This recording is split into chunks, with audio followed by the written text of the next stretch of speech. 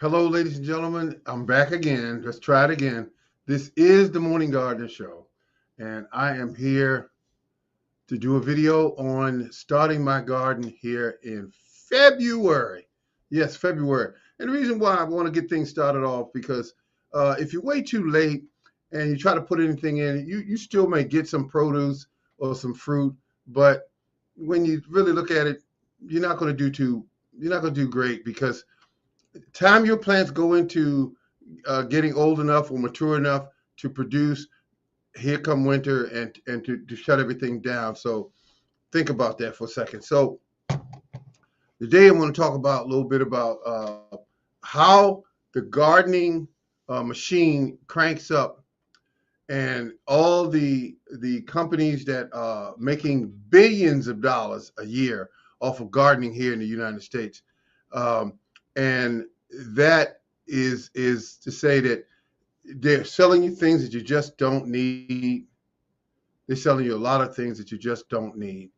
Fertilizers, all kind of fancy gadgets, electronic devices, all kind of things that you really don't need to really grow an outstanding, beautiful garden. Because if you look at how your mother and your grandfather and them during their time used to garden and grow things, they didn't need all of that. And they grew incredible gardens, big, beautiful, bountiful gardens, and they didn't need all of that. So, um, oh, if anyone's out there now, I want to make sure that this microphone is working.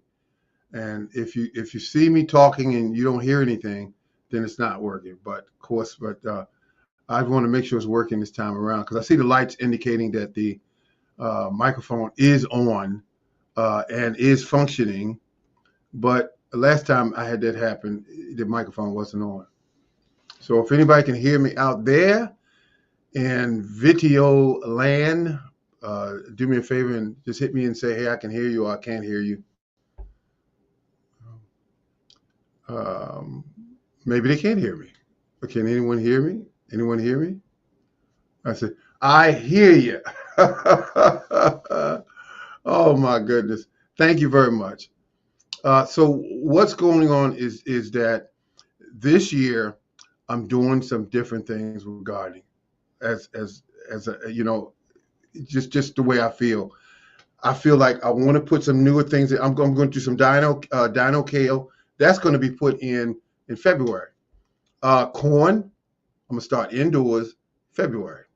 Um, Kale, collards indoors February.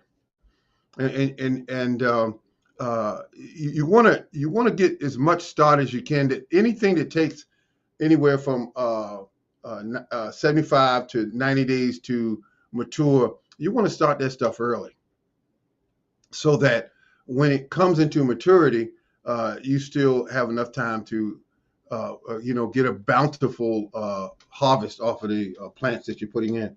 And look, let me show you something that I bought years ago. This has got to be about 3-4 years old. I know you can. Maybe you can't see that. Let me see something here. Okay, you see this here? This was sold at Walmart. This was sold at Walmart. This is the answer to um, Miracle Grow for Miracle Grow. This right here is called plant. It's plant food for expert gardeners. And I'm gonna tell you something. You really don't need all this. You really don't need this stuff at all. You don't need it. Now, Walmart sells at a better price, but the only thing you really need for your garden is lots of, uh, uh, if you have wood ash from the stove that you use this winter, use some of that. If you're having a problem with pH, um, if you're having certain problems with certain nutrients that should be in your soil, you can add that stuff. But leaves that dropped off the trees uh, this past fall, if you really had your mind focused on garden, you stack that stuff up, put it in a pile, make you some good quality compost. That's what you want to do. That's another thing you want to do. Compost is absolutely a winner. So that being said, all of my gardening fertilize this year is going to primarily be mostly tree branches from the fruit trees. I bought me a chipper, and I'm gonna chip that up, and I put that in on around the base of the trees and the base of the bushes, around the plants that I'm growing, so that they can hold on to moisture. So I'm not out there watering every other day. I think that's a waste. And you really don't want a garden. You really don't want a garden that's working the absolute hell out of you. You don't want that. And that happens when you get out there and you're dealing with gardens that are not you're not growing it properly. You're growing a garden that's working you, as opposed to the garden taking care of itself. And then you buy plants that don't grow the right way. Like if now when I buy corn, I try to buy heirlooms. I try not to buy hybrid products. What they tend to do is you grow it this year, and if you try to save the seeds for next year, you can't save the seeds. Well, a lot of those companies put that stuff out there so you can't save those seeds. A lot of people just haven't figured that stuff out. They figure, well, I'm gonna get this because the hybrid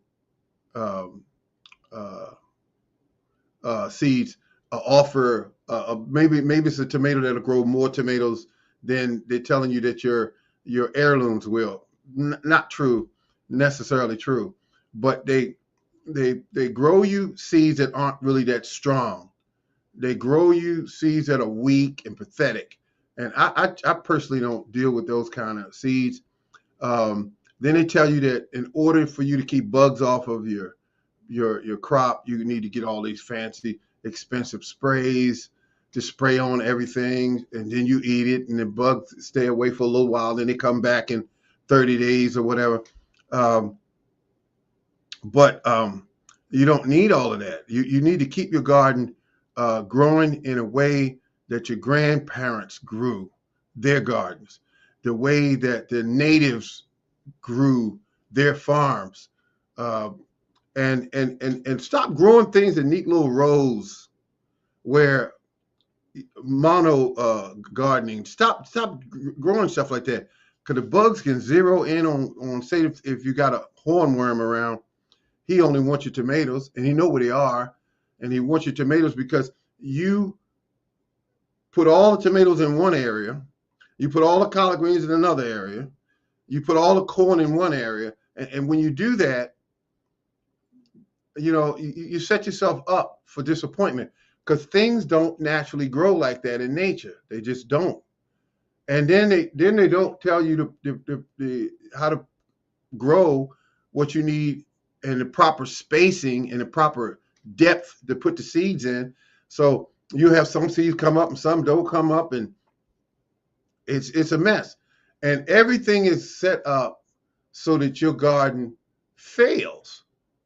All these magazines and books and things that tell you to put the fertilizer in, they don't tell you about natural things. They tell you what to buy. Everything on the packaging is about what you should buy. And that should be a dead giveaway when they say, in order to grow big, pretty corn, you need to buy this product in order to get that corn. You need to buy this product to get the red, pretty, sweet tomatoes. And that is just not the case. But they make fools out of a lot of people, and it works every year. I mean, I'm one of them. I'm one of them. I used to buy everything. Oh, I get this, I get that, get this, get that, and realized I was this little hamster on a wheel, trying to grow the perfect garden, trying to grow the best tasting tomatoes or the best tasting peppers, and I was just going around and around and around. Then one day I smartened up, and I said, "Wait a minute! I'm buying cow manure in bags." And you can get that free. You can get cow manure free, and then they put it in bags and put a picture on the bag and tell you this is the only way to grow a good garden or a successful garden. And that's just not the case. Some of the best fertilizers in the world are right there on your property already. It comes in the form of grass, leaves. You could chip up some of the wood that's in your yard that fall off trees, or that you cut, or when you're doing trimming of your trees, you take that and chip that wood up and put it around. All this stuff is food for plants. Plants ate and survived long before man started going to a box store and feeding them. Go to the forest floor sometime if you're ever in the forest floor. I'm not talking about a park. I'm talking about the forest.